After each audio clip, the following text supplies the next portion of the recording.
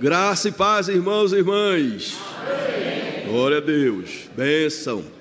Meus amados, eu peguei o Salmo 144, versículos de 12 a 14 e fiz uma tradução adaptada aos dias de hoje. E a tradução adaptada fica assim: que nossos filhos cresçam saudáveis e nossos jovens sejam fortes e preparados. Ixi, só alguns desejam isso para os seus filhos e jovens. Então eu vou começar de novo, tá certo? São 4 bênçãos. Reiniciando: que nossos filhos cresçam saudáveis e nossos jovens sejam fortes e preparados. Amém. Que nossas filhas sejam seguras e confiantes, como pilares firmes e elegantes.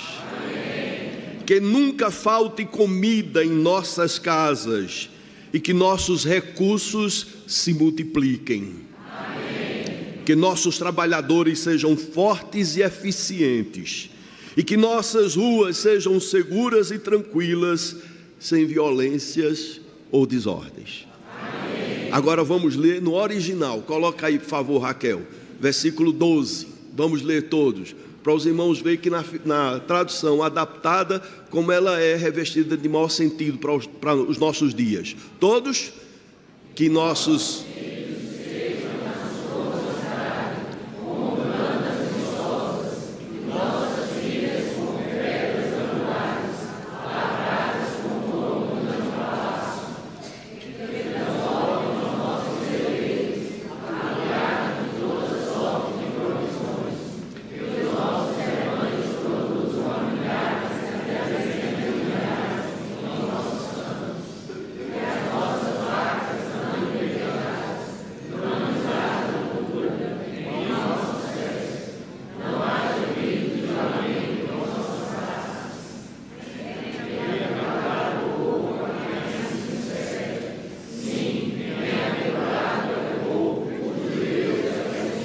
Amém. Os irmãos ainda foram para o versículo 15, mas é um complemento. Amados, o presbítero Emílio informou de que Deus mandou o anjo para combater pelo povo de Israel, de um exército mau, de um exército que queria destruir o povo de Israel, queria causar muitos danos, e Deus mandou o anjo, e o anjo matou 185 soldados. E aí o pastor Wallace foi conversar com ele e disse: 185 mil. Ele disse: era para ver se o senhor estava prestando atenção. E o milagre foi maior, né? Aí eu me lembrei aí de uma leitura que eu fiz de Calvino nas Institutas. Ele conta de que alguém chegou para uma pessoa, um líder da igreja, e perguntou, essas pessoas bem curiosas, o que é que Deus estava fazendo antes de criar o mundo? Aí essa pessoa respondeu: estava criando o inferno para pessoas curiosas que nem você.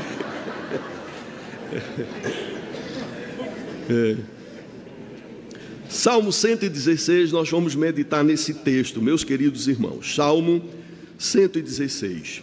Mas nós vamos ler, nós vamos meditar em todo o Salmo 116, mas nós vamos ler apenas a primeira linha, somente a primeira linha. Esse salmo já foi lido pelo presbítero Emílio, mas nós vamos ler agora só a primeira linha. Leamos todos? Amém. Amém. Só a primeira linha. Todos? Amo o Senhor. Agora vamos falar isso de uma maneira bem espontânea, tá certo? Do coração. Todos juntos? Amo o Senhor. Vamos orar. Senhor, fala conosco. Espírito Santo de Deus, nos prepara para ouvir a Tua palavra. Nos prepara, Senhor. Espírito Santo, nos conduz a toda a verdade e só a verdade. Abre o nosso entendimento, Senhor. Ilumina-nos. Abre o nosso coração para receber a Tua palavra e dar-nos força, graça, poder para colocá-la em prática. Senhor, enche esse lugar com a Tua glória, com a Tua presença. Me enche com o Espírito Santo, Senhor. Me enche com o Espírito Santo, para que eu possa pregar a tua palavra com fidelidade, com unção, com poder, com clareza, com fluência no falar, para que essa manhã, nesta manhã, a tua glória venha transformar a nossa vida. Ó Espírito Santo, aplica a tua palavra aos nossos corações, semeia a fé no nosso coração através da tua palavra, pois nós oramos em nome de Jesus. Amém, Senhor. Amém. Amados, esse Salmo 116 começa com uma declaração de amor, e que nós acabamos de fazer. Amo o Senhor. A palavra hebraica traduzida como amor, ela pode descrever uma gama de tipos de amor, incluindo um amor emocional, sentimentos, uma escolha e amor baseado em ações. No contexto desse salmo, ou deste versículo, sugere uma resposta de profundo apreço e compromisso pessoal para com Deus. Quando nós estamos dizendo, eu amo o Senhor, nós estamos dizendo que temos um profundo apreço a Deus, sentimento e um compromisso pessoal, ou seja, ações concretas e objetivas. Não é um amor declarativo apenas, não é amor poético apenas de afirmação, mas um amor demonstrado em atitudes, em fatos, em ações. Esse amor inclui emoção, sim, inclui palavras, sim, mas também inclui ações. Quando dizemos que amamos a Deus, esse amor deve conter sentimento, palavras e ações. Essa declaração, meus amados, reflete a ideia de que o amor de Deus não é apenas um mandamento a ser seguido. Preste atenção nessa afirmação. O amor a Deus não é apenas um mandamento a ser seguido. Ele nos manda amar. A palavra do Senhor é muito clara quando diz que devemos amar a Deus acima de todas as coisas, de todo o coração, de toda a alma, de todo o entendimento. Mas esse nosso amor a Deus não deve ser fruto apenas de obediência a um mandamento, mas também uma resposta natural ao grande amor de Deus por nós e de suas providências para com a nossa vida. O salmista declara, amo o Senhor. Amados, esta declaração é fruto de algumas realidades. Vejamos, primeira realidade, nós devemos amar a Deus pelo que Ele é. Amém? Vamos afirmar isso todos? Devemos amar a Deus pelo que Ele é. E aí vamos ver o versículo 5, olha o que está escrito nesse texto que será projetado, e por isso eu peço que todos leiam. Compassivo e justo é o Senhor, o nosso Deus é misericordioso. Vamos ler mais uma vez. Compassivo e justo é o Senhor, o nosso Deus é misericordioso. Deus é compassivo, justo e misericordioso. Mais uma vez, o nosso Deus é compassivo, justo e misericordioso. Compassivo refere-se à qualidade de sentir empatia. Meus amados, Deus é um Deus empático. Ele está nos acompanhando e Ele sente a nossa dor e o nosso sofrimento. Mas não apenas a compaixão significa empatia, mas também significa agir em favor daquele que clama pelo seu nome. Deus, Ele é compassivo, Ele sente empatia e Ele age. Ele não fica apenas no sentimento, em olhar e contemplar o sofrimento da humanidade, o sofrimento dos seus filhos, mas Deus age. Vamos afirmar isso? Deus age, todos? Deus age. A compaixão divina envolve sentimento e ações. E a palavra diz que Ele é justo. E esta palavra denota retidão e imparcialidade.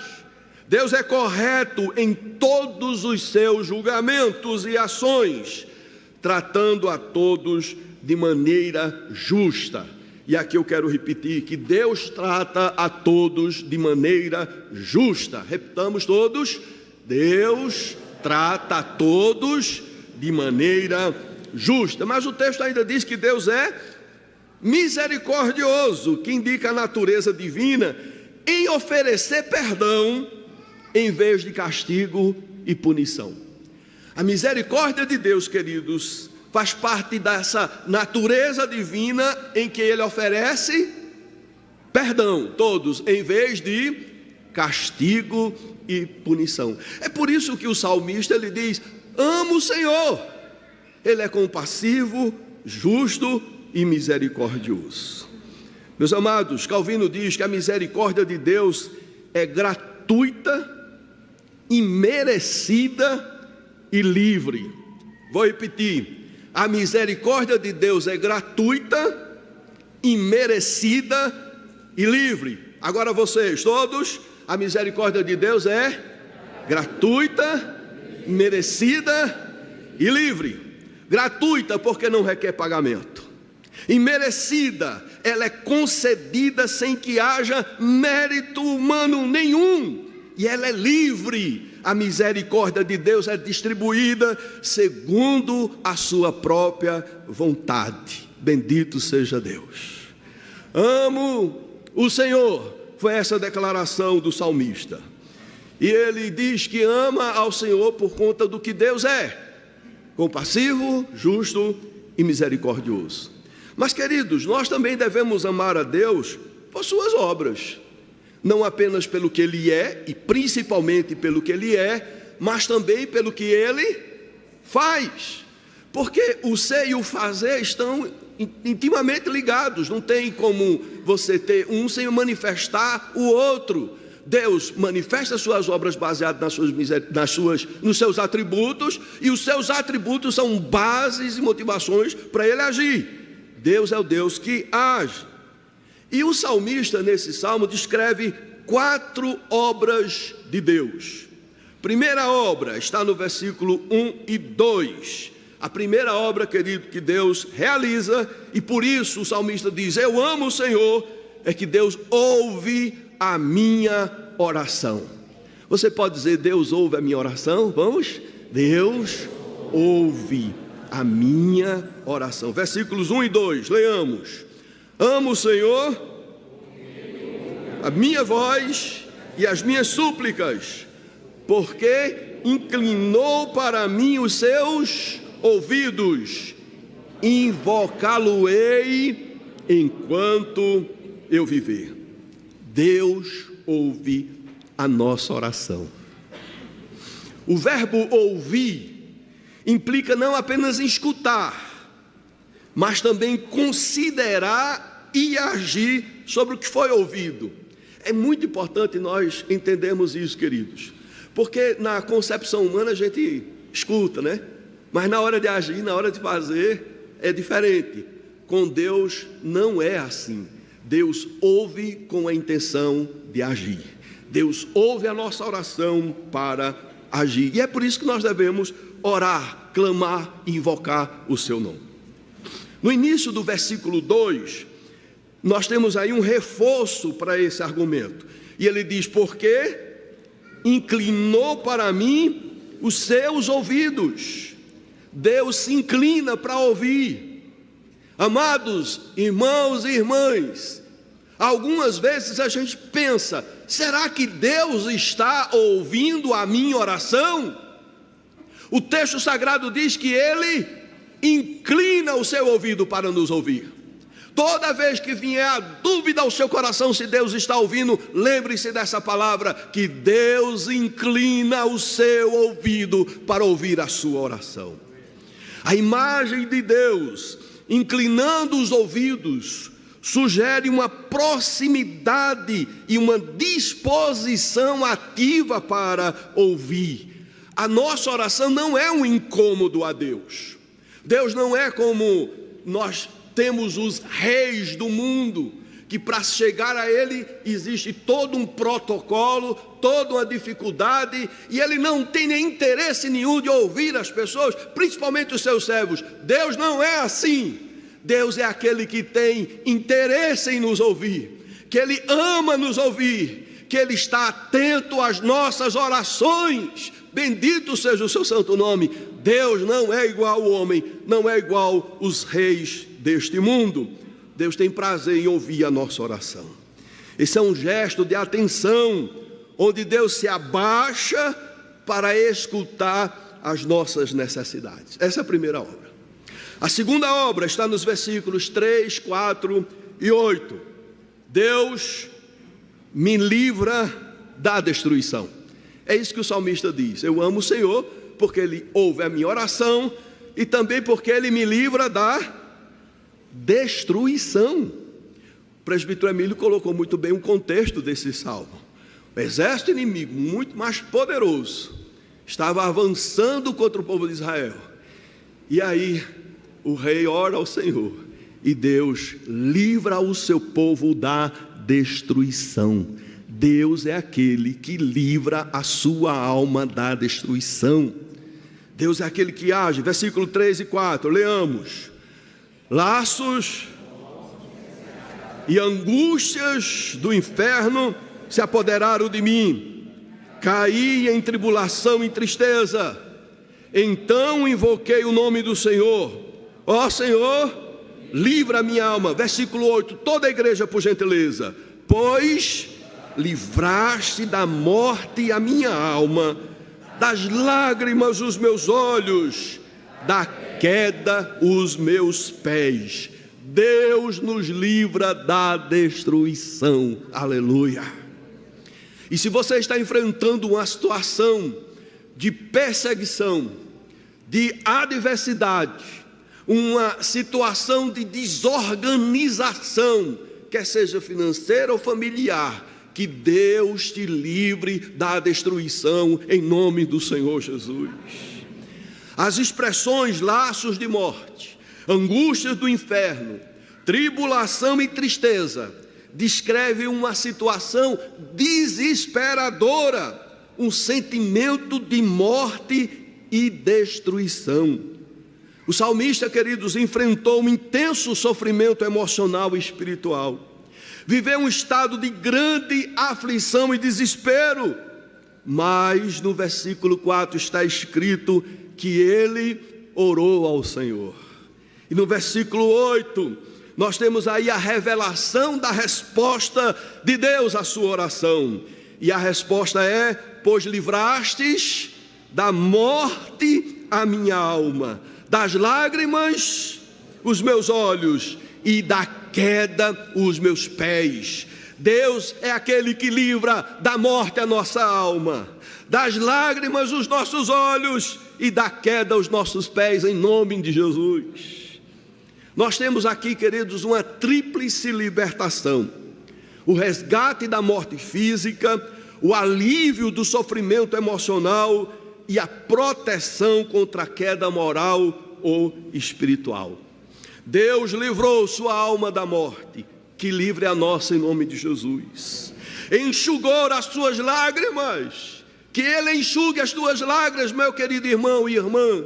Aqui, muitas vezes, nós estamos aparentando estar tudo bem. Sorrimos, cantamos, oramos, celebramos, nos cumprimentamos uns aos outros, mas quando a gente chega em casa, se depara com a realidade nua e crua de adversidades, e a lágrima vem aos nossos olhos. Que Deus enxugue as tuas lágrimas em nome de Jesus. E Ele enxuga as lágrimas, confortando, fortalecendo e dando vitória. Que Ele enxuga as tuas lágrimas, confortando, fortalecendo e dando vitória. Mas o texto também diz que Ele evite a queda em nome de Jesus. Terceira obra: Deus vela pelos simples. Versículo 6, leamos. O Senhor vela pelos simples. Achava-me prostrado e Ele me salvou. Nós temos duas palavras importantes aqui nesse versículo: simples e velar. Simples, no contexto bíblico, são aqueles que têm uma fé pura e descomplicada. Vou repetir. Simples, no contexto bíblico, são aqueles que têm uma fé pura e descomplicada. Pura no sentido de quê? Deus falou isso, então está falado. Deus diz que vai prover, então Ele vai prover, eu confio. Deus diz que é conosco, então Ele é e Ele será. Deus diz que ainda que eu ande pelo vale da sombra da morte, Ele vai estar comigo. Então a fé pura diz, amém, eu creio, é assim, eu tomo posse. A fé é simples, meus amados. Às vezes nós estamos complicando demais a nossa fé. A fé, ela tem que ser pura, simples, direta, fundamentada na palavra revelada de Deus e exclusivamente na palavra de Deus. Está escrito, então, amém. Amém? Está escrito, então, amém. Eu creio. Você pode dizer que crê naquilo que está escrito? Amém. Descomplicada, pura e descomplicada, que se aproximam de Deus com humildade e sinceridade.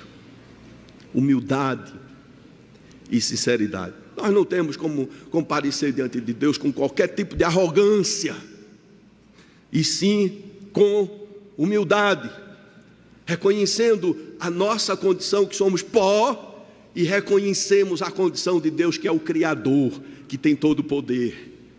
E sincera, porque nós estamos diante de Deus que nos conhece mais do que a nós mesmos. Anda conosco em todos os momentos, em todos os lugares, penetra os nossos corações e conhece a nossa mente.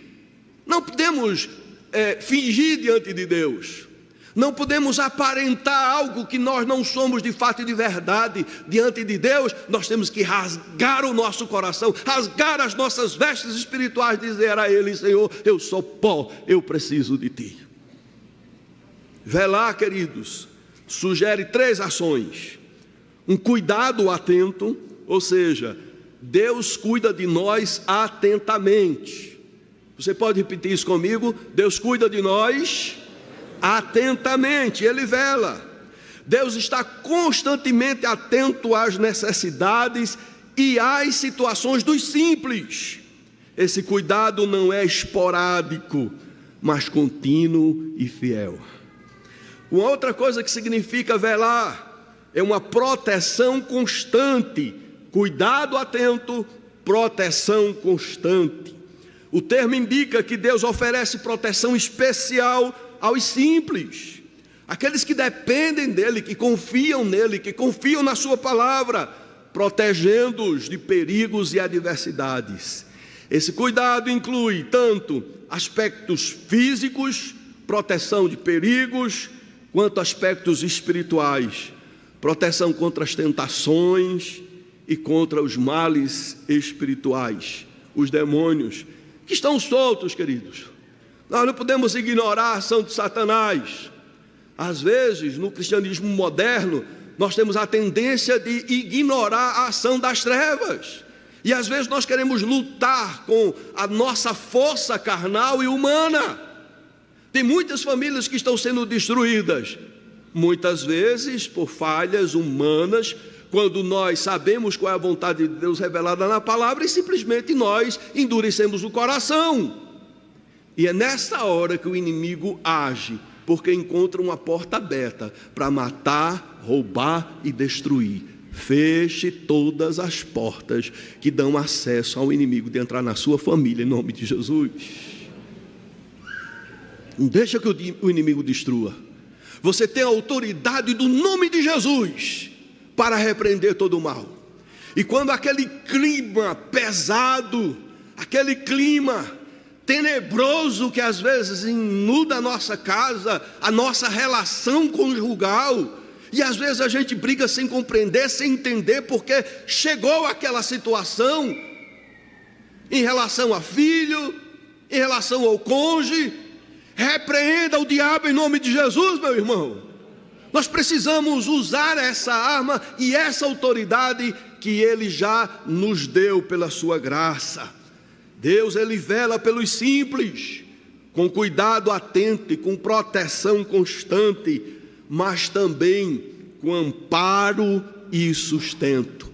Deus é aquele que nos ampara e nos sustenta. Deus oferece o socorro necessário no momento da prostração e fraqueza. O texto sagrado diz: achava-me prostrado. O salmista descreve sua condição de extrema vulnerabilidade e impotência. Amados, estar prostrados indica uma posição de fraqueza, ou seja, de incapacidade de se levantar por si próprio, física ou espiritualmente. E às vezes nós nos encontramos assim, impotentes, sem forças para levantar, sem forças para agir, sem forças para tomar uma direção, sem saber o que fazer, prostrado. Meu querido irmão, minha querida irmã, se no seu interior, se na sua alma você está prostrado, eu tenho uma palavra de Deus para a sua vida: levante-se em nome do Senhor Jesus, porque o texto sagrado diz: Ele me salvou. Deus é aquele que salva, Deus é aquele que salva. Deus intervém diretamente na situação do salmista, trazendo salvação.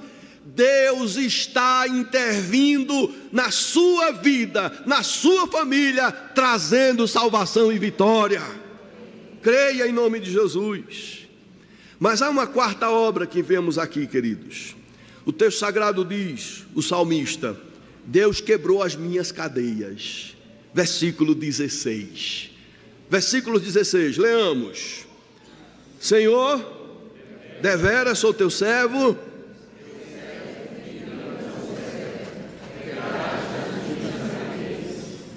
quebrastes as minhas cadeias. O salmista, em determinado momento de sua vida, se sentiu aprisionado, preso, quebrado, sem poder de ação. Você já sentiu assim alguma vez, ou está se sentindo hoje? Mas o salmista não apenas traz o seu momento difícil, ele dá o seu testemunho da vitória. Quebrastes as minhas cadeias. Deus é aquele que nos liberta de todas as cadeias. Por essas razões, o salmista declara: amo o Senhor. E aí, queridos, uma pergunta importante que devemos considerar: como podemos demonstrar o nosso amor ao Senhor? Devemos amá-lo pelo que Ele é, devemos amá-lo pelo que Ele faz, mas como amar? Porque amar não é apenas um sentimento, é agir. Amar não é apenas uma expressão de fala, de reconhecimento do que Deus é e fez, mas amor se materializa em ações concretas. E o que é que o salmista nos ensina? Como amar ao Senhor? Como demonstrar o nosso amor ao Senhor? Primeiro, andando na presença do Senhor. Versículo 9, todos: andarei na presença do Senhor na terra dos viventes. Você quer amar a Deus, quer demonstrar amor ao Senhor? Então ande na sua presença. O verbo andar implica um modo de vida contínuo e consistente. Vida contínua, querido, não é de vez em quando.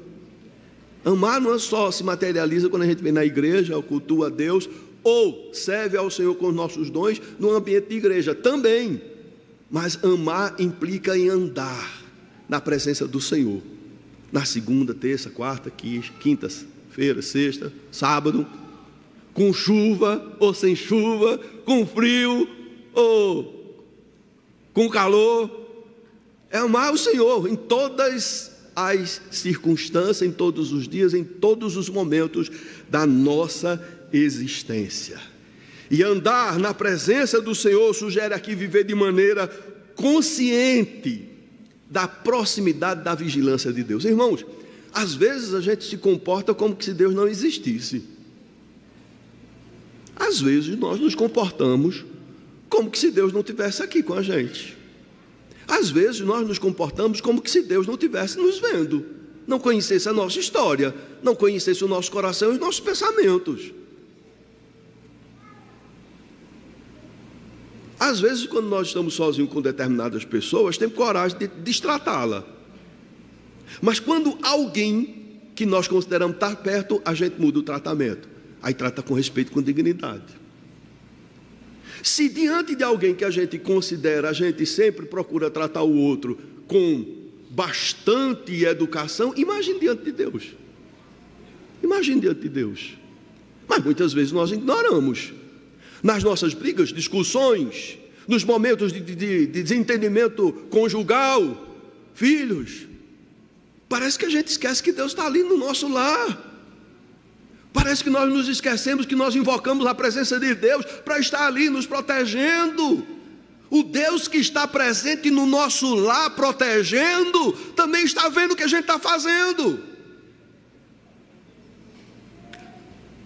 A gente ama a Deus, queridos, tendo a consciência de que em todos os momentos da nossa vida nós estamos na presença dEle. E isso deve refletir na maneira com que nós tratamos o nosso próximo. Amém?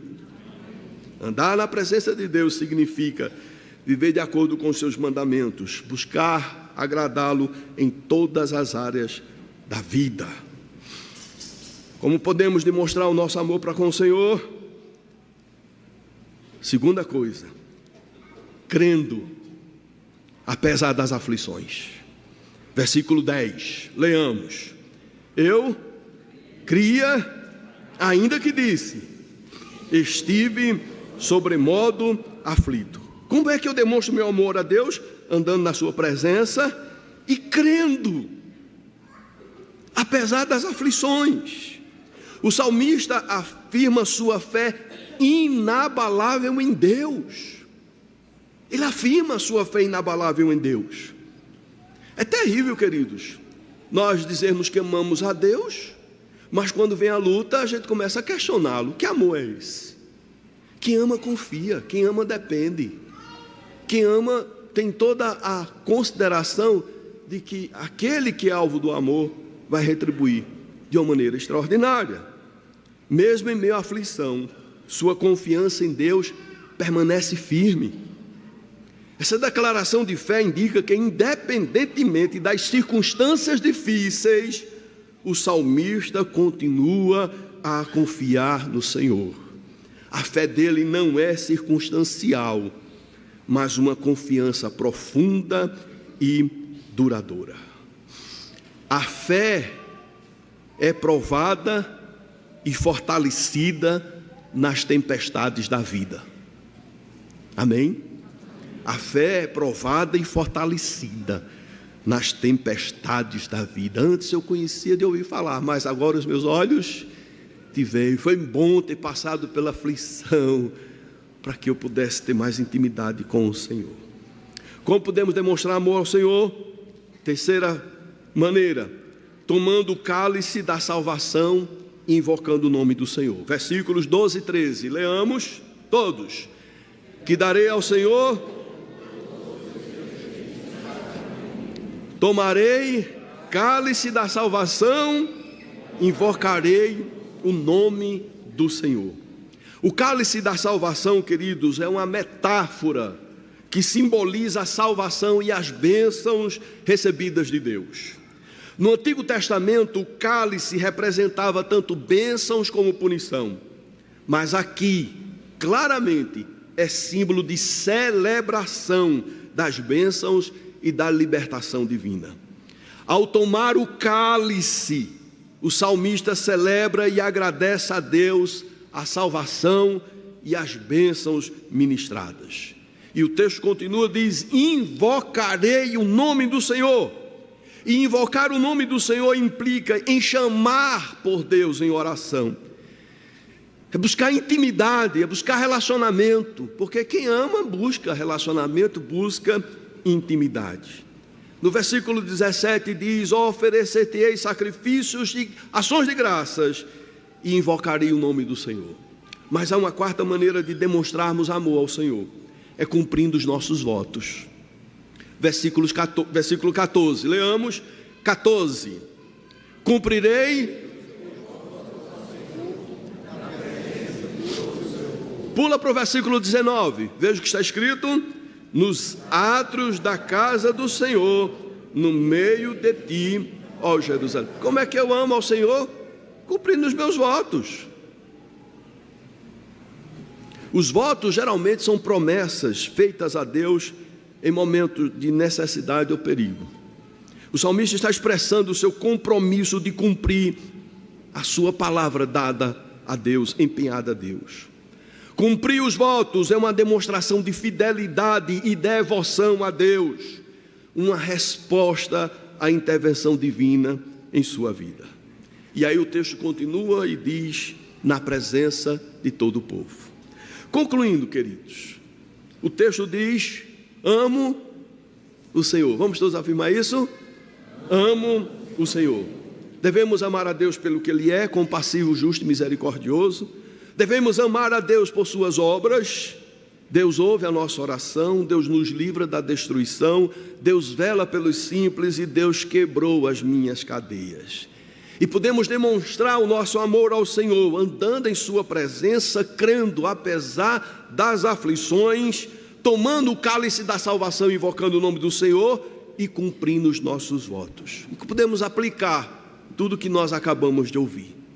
Primeira coisa, queridos, devemos amar a Deus pelo que Ele é, compassivo, justo e misericordioso. Por conta disso, devemos confiar em sua bondade. Deus quer o melhor. Nunca duvide do amor de Deus. Ele já provou o seu amor na cruz do Calvário. Nós podemos confessar os nossos pecados, todos os nossos pecados. Meu querido irmão, se você ainda sente culpa por algum pecado cometido, me atente agora, queridos, preste atenção nessa palavra. Se você já confessou a Deus os seus pecados, mas mesmo assim você sente culpa por ter cometido um pecado, aquele pecado, e você se lamenta, se angustia, você precisa tomar posse da palavra de Deus quando diz que ao confessarmos Ele nos perdoa e Ele retira a nossa culpa, porque Ele levou a culpa no nosso lugar. Se liberte, meu querido, em nome do Senhor Jesus. Nós podemos esperar em sua providência. O Senhor, em sua justiça, vai assumir a sua causa. O Senhor vai te libertar. O Senhor vai pelejar por você.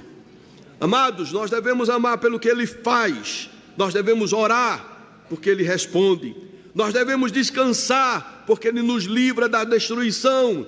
Nós podemos ter fé porque Ele promete e Ele é fiel para cumprir aquilo que Ele prometeu. Nós podemos ser gratos porque Ele nos abençoa ricamente em nome do Senhor Jesus. Vamos ficar em pé e vamos declarar o nosso amor ao Senhor.